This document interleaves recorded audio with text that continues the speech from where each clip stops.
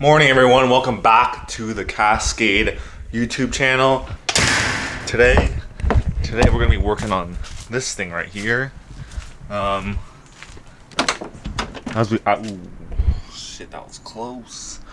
As I mentioned in the previous video, obviously the interior needs a lot of work, so we're gonna go ahead and get going on this thing. So first things first, I don't know if you can see through there, but there's a battery back there and it's not very well secured. In fact, it's not secured at all. So that is obviously number one we gotta fix, so it doesn't obviously move around on me. And then I want to get the dash back on permanently, make some mounts, and then we gotta take the cage out because we need to paint those another color. And then the seats are gonna be last, and then we also have the door cards. So let's get started. All right. First off, we gotta do is get yourself in a nice uncomfortable situation here, and we gotta take off this panel to get to the battery. Okay. All right, so there's the battery there.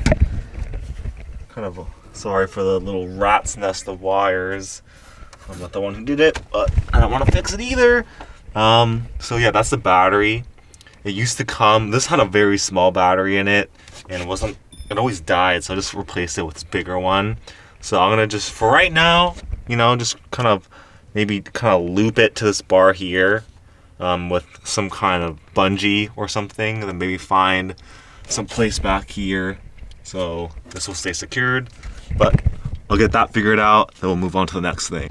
All right, people, check it out. Dude, this is something so simple, but took so damn long. So managed to get a rubber bungee cord at Lowe's, strap it to the back there, and then there's a nice little mount way down there. I don't know if you guys can see that right there, and it goes all the way down, and then now that thing's not going anywhere. Cool. Next. All right, next up we need to work on getting the carbon dash back on. The whole Velcro tape didn't really work, just kind of peeled right off, so we gotta think of another way to do it. I'm not really concerned about with this half right here, because I'm thinking just like riv nutting a couple spots and just screwing it on, and then that'll probably fix the issue. And then as far as this part here, I gotta think of something, because it's just gonna flop around right here. So there's a hole here that's already threaded, so I just gotta figure out what that is, and then I'm thinking creating some kind of L bracket, and then making a bar that comes across here to the other side, put another L bracket right here, and then that this half of the dash can kind of rest on it. Remember, it's very light, so I don't really need it to hold a lot of weight at all, just so it doesn't flop around. Check it out. Okay, so I know I said rib nuts, but I think I just got an even better idea. You guys know those little plastic pins that are used to hold together a lot of like modern cars body panels? I'll put a picture up here somewhere. Imagine that, because those look a little bit more subtle. They're more flush. So imagine that, just holding it down here, just like poke a hole right there, bam, right there, in the middle up here, in the corners, and then over there. I think that'll work almost perfectly, and I think I have some laying around. We have a fuel leak. So coming from one of those two lines on the right, it's like consistently dripping fuel down here. So I don't think we're gonna be taking this car out today, so we're gonna keep pounding away on the interior.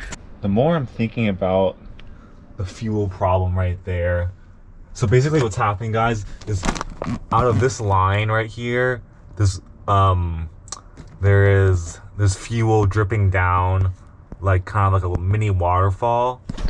And I think because all this stuff, all these lines, everything in here is old, okay? All this car is old, so I think it has corroded and there's some kind of small crack or leak in the line, which means I think you gotta drop the fuel tank, follow the line into the fuel tank, And I don't want to do that. Please don't be that big of, hopefully it's just like a loose fitting over there, which you can just tighten, but I don't think it's that. All right, so update here. I got all the roll cage out, and then now I'm trying to figure out this leak here. It's coming from one of these two hoses, but I jacked the car up, and then I saw where the lines are going, but you can't even get your hand through there. You literally have to drop the diff in order to access these lines, so I have no idea what I'm gonna do, but I'll show you guys what I'm talking about. And then watch for a stream of gas right around this area.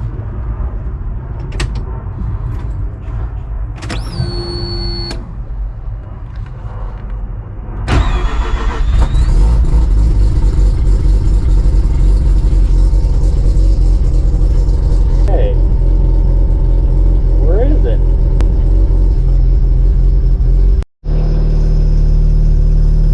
Interesting. Stop doing it. There used to be a flow of gasoline coming right there, just ripping all the way down, but dude, man, this car it really does have a mind of its own. I mean, hopefully it doesn't come back. So here is the next dilemma. I don't know where those screws go to. Like, it's not going to the bottom of the car because it's too high. Like this, it seems like there's an empty gap between here and the bottom. And this side, I was able to get it out, but I heard the nuts drop to the bottom of something, so I don't know how to get to that. Like my only guess would be that there's some kind of hole, maybe if you remove the side skirt, but all that to get this bar out, oh my god, it just doesn't end, people. It doesn't end. I mean, at least this stopped leaking. It's a good thing. But I don't know, man. Like, I don't want to go through this whole thing when it's time to put this cage back in. So I guess the next question is it worth putting the cage back in, or do we just leave it like this, or put the original interior back on? Because I mean, if you look at that, like, dude, that's just like, I don't know if this was like a homemade cage made to be bolt on, because that doesn't look too safe if you ask me. I don't know what I'm gonna do here. I'll let you guys know when I figure it out. Also, check this out. I thought it was pretty funny. So this was taped right here, and I was like, what the hell is this? And I was like, wait a second, it's the paint sample of the exterior. So some retard was trying to match the paint, but clearly they could not. This is what I'm saying, guys. So it was bolted down there, but how do you get your hand in there to tighten the bolts? Like, there's no opening over here, there's no opening back here. So what I'm thinking is maybe these people, whoever put this on, behind the side skirt there's a hole that goes into there. But I don't know. Does that make sense? Does that make sense, people? Because I don't see another possible way. Luckily this side was able to come out like I said, but over there, no chance. It's just spinning. So I don't know. Do I just take it off? Alright guys, next what we got is we're gonna kind of fasten the dash here. What I'm gonna do is I'm gonna put little tabs, like the tabs you find holding your fender liner and stuff like that, right here to hold on in place, and we'll put one here, and then maybe one on the other side. Then we'll create a bracket for this later since there's nothing under there. So should be pretty easy. And these are the little plastic tabs I'm talking about here. Get them on Amazon for about 20 bucks, and yeah. All right guys, okay, check it out. So I think I like this one better than that one. This one's just a little bit more subtle, but I'm just gonna try a couple different ones. Probably just stick with these two for now, and then kind of drive around and then see how they hold up, because I think this one looks a little bit more sturdy than this one. So yeah, I think we're just gonna leave it right there for now, but highly recommend, guys. Obviously this is a very easy modification. For me, obviously I did it because there's nothing under here, but for you guys, if you just want like some carbon aesthetic in your car, this is a great option. And I actually recommend going with the matte carbon like I did, because so you just so you get, you know, less glare when it's really sunny outside. So yeah, on to the next one. All right, so next on the list, we're gonna try to put back the door cards here. And for you, those of you guys who have these, you know that the tabs always break on them. So it's pretty simple. You just buy new tabs, 1, 2, 3, and then just stick it on. So to give you guys an idea of how much or how big of a difference this makes, take a look at before and bam. Wow, massive difference. I mean, obviously it looks like more like a normal car now, so I know I'm still missing some bits, like that piece right there, but good enough for now. Oh man, this is so much nicer. I have someone to put on my arm now. Wow, what a difference. Like, this is kind of funny. Like, look guys, check it out. A regular car up front, race car in the back. Oh, by the way, we got some pole positions in red that's gonna replace these ugly beat up things. But I don't know if I want to put it in yet, because obviously we still have some work to do up here, and I don't want the red to get all dirty, so I think I'm gonna just leave it to the side. But yes, finally, it's coming together, guys.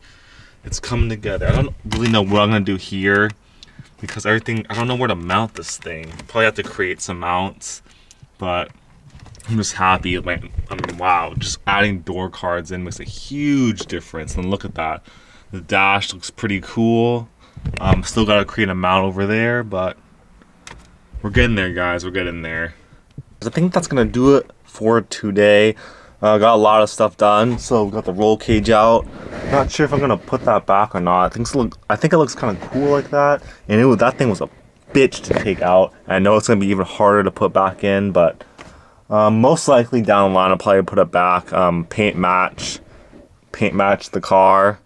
What the hell? Paint match the car. And change the seats. That's easy. Got the pole positions already. I showed you. And then most importantly, the interior, which is my favorite part, because obviously I'm sitting in here the whole time, and it actually looks like a normal car somewhat again. So pretty cool. And yeah, guys. I guess quickly to talk about the four rotor in the bus. The more I see the comments, the more I want to do it. We're starting to talk to people, starting to find some people who can help us out with that. Harder, easier said than done, obviously, because it's kind of weird. Like most people, not weird, but makes sense. Like most people who know that car, you know, a lot of people put the Subaru or Porsche engine in there, so like they're those kinds of people, the Porsche specific people, and then they also know nothing about rotaries, so they don't want to touch that. But yeah, guys, we'll get it done. I promise you guys. But hopefully you guys enjoy this little mini build of this car right here, kind of making it back into a street car. And yeah, until next time, guys, have a good one. Bye, Cascade, and I'll see you later. Peace.